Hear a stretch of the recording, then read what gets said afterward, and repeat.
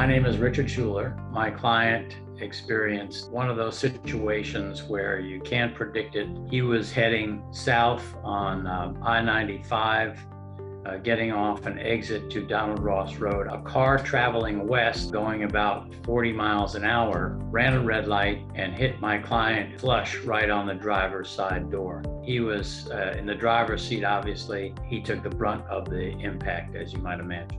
He had hematomas on the head, which were superficial, obviously. He had 5 fractured ribs. He had a left lung contusion. He had a rupture of his diaphragm. His whole stomach and omentum were found in his chest cavity. He had a pneumothorax. He had adrenal gland damage. He had 2 fractured vertebrae, a left sacral wing fracture in his hip, and an L4-5 and L5-S1 disc herniation in the low back. The challenge, I thought, for DK Global is documenting so many injuries. And I thought that the way it was done was superb, because you kind of start from the least of the injuries, which would be the superficial hematomas, and then to the soft tissue injuries, and then to the fractures, all of which were relatively serious in and of themselves, although after a year's time, they were non-displaced, so most of them healed up.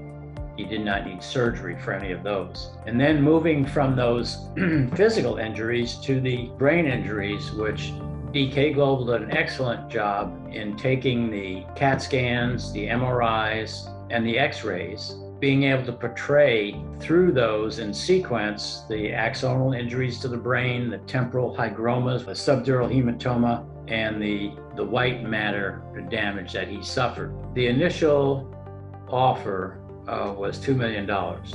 Their position was that there really wasn't anything he couldn't do now that he did before. We had to demonstrate through the DK Global presentation the severity of the injuries and the impact on his life, and I think that was very well done. We settled the case for 5.1, more than double what they initially offered.